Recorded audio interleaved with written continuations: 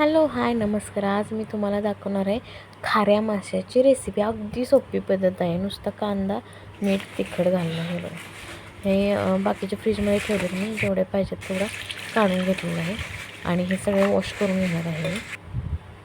आणि आता मी कढई तापत ठेवली, त्याच्यामध्ये कांदा टाकलेला, ऑइल टाकलेलं नाही आहे. कांदा असा पण भाजून घेतला तरी चालतो आणि नंतर आपण ऑइल ॲड करू शकतो. हे बघा, मी आता थोडासा भाजत आला कांदा, त्याच्यामध्ये तेल टाकणार आहे. असं पण करून बघा, मी कधी कधी असाही कांदा फ्राय करते.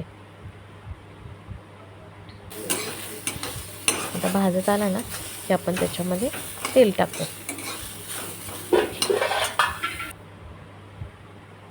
हे बघा आलेलं आहे. आता याच्यामध्ये मी तेल टाकणार. एवढा 1 चमचा आणि अगदी थोडंसं तेल मी टाकलेलं आहे.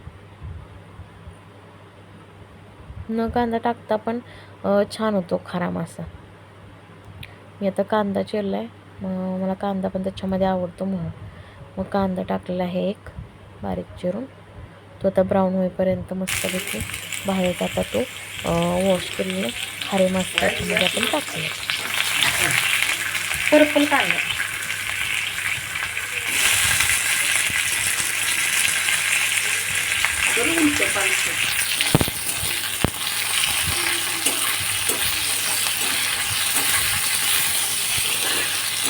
माझ्याकडून थोडासा कांदा करपला, तुम्ही काळजी घ्या जरा, माझ्याकडनं फ्लेम मोठीच राहते.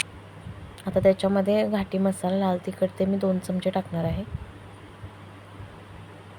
आता ते व्यवस्थित परतून घेऊयात.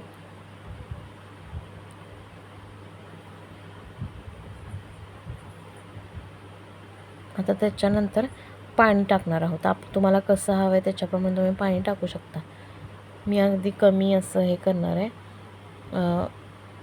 लपथप असं मी करणार आहे, त्यामुळे पाणी मी थोडंच टाकणार आहे, रबरबीत असं. ह्याच्यामध्ये मीठ टाकायची गरज नसते, कारण तो ऑलरेडीच खारा मासा म्हटलं आहे का, कारण तो ऑलरेडीच म्हणजे हे केलेला असतो, मिठातच ठेवलेला असतो ना.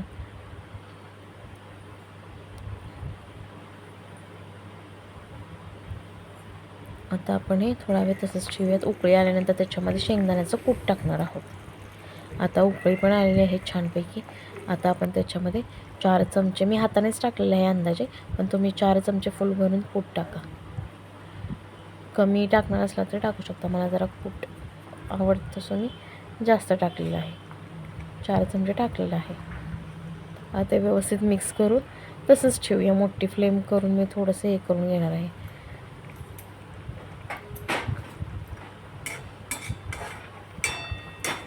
आता हे असंच ठेवूयात.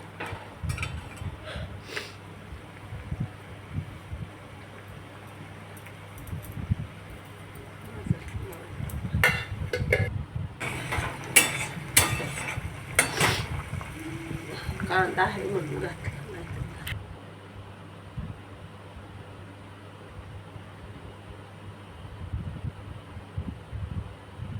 तुम्हाला असं ठेवायचं असेल तर एवढा पण रस ठेवू शकता, रस्सा ठेवू शकता.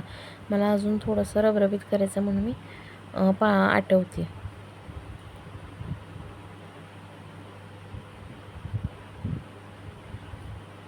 बघा ना किती सोपं आहे, काहीच नाही, 3 गोष्टींमध्ये तयार झालं. हे बघा, मस्तपैकी खारा मासा तयार आहे. किती छान झालेला आहे बघा.